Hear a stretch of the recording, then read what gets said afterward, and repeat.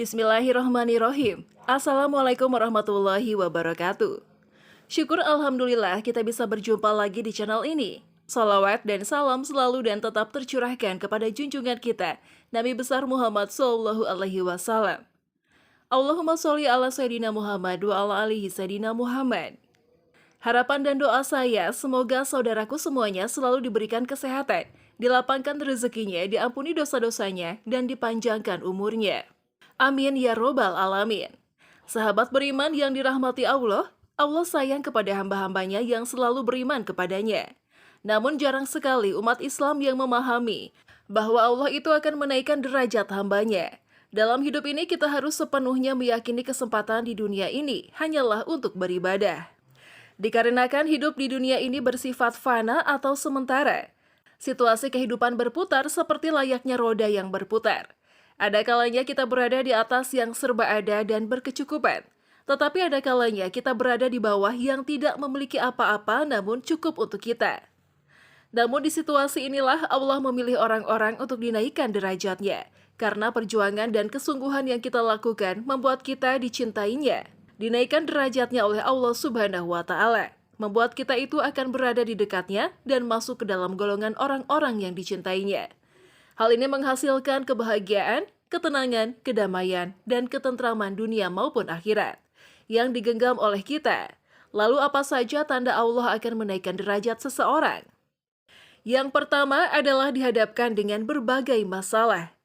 Di saat Allah akan menaikkan derajat hambanya, Allah akan menghadapkan kita dengan berbagai masalah yang akan membuat kita lebih bersabar dan bersyukur akan masalah yang sedang kita hadapi. Allah itu akan memberikan kesulitan kepada hambanya, namun tidak melebihi batas kemampuan hambanya. Dijelaskan di dalam Al-Quran dalam surah Al-Baqarah ayat 286, Allah tidak membebani seseorang melainkan sesuai dengan kesanggupannya.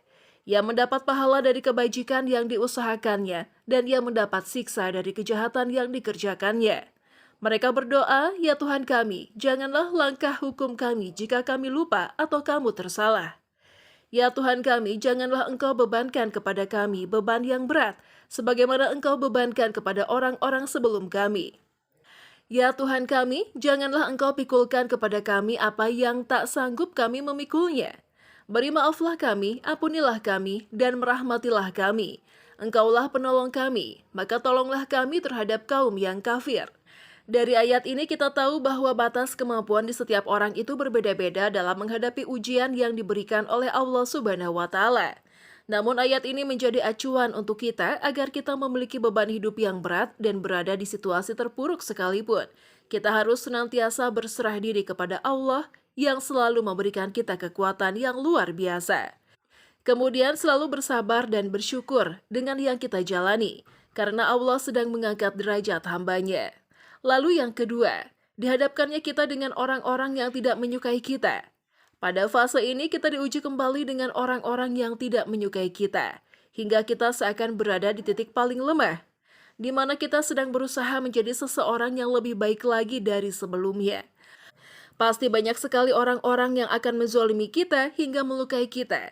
Ini adalah ujian yang sangat berat, dikarenakan kita juga hidup berdampingan dengan banyak orang.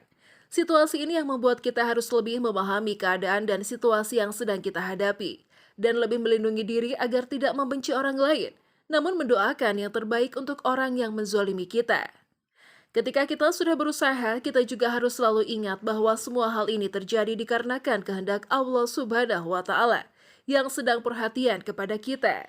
Dikarenakan Allah menjauhkan kita dari orang-orang yang tidak baik bagi kehidupan kita, maka dari itu kita harus selalu bersabar dan selalu meminta perlindungan kepada Allah yang Maha Pelindung. Kemudian yang ketiga, mengalami kesedihan yang tiada hentinya. Ketika mengalami kesedihan di situasi yang memiliki banyak masalah yang bertubi-tubi, yang membuat kita sedih, yang berkepanjangan. Masalah yang kita alami baik itu masalah yang besar maupun kecil.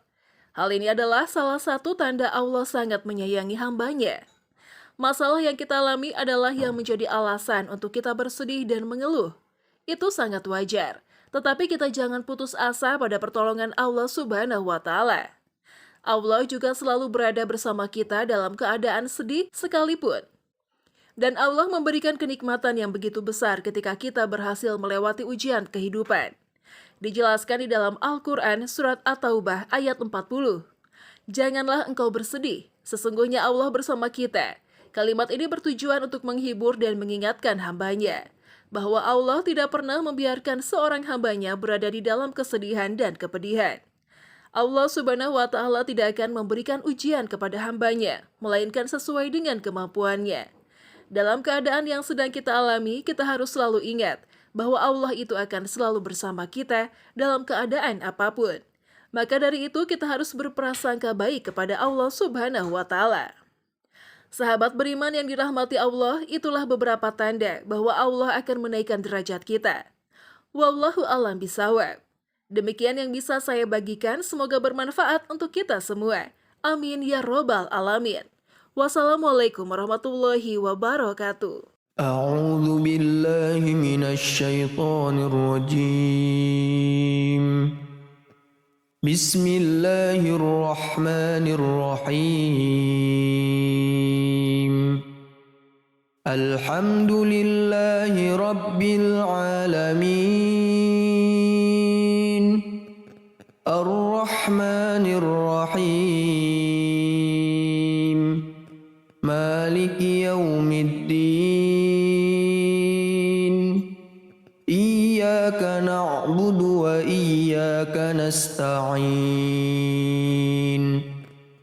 اهدنا الصراط المستقيم صراط الذين أنعمت عليهم غير المغضوب عليهم ولا الضالين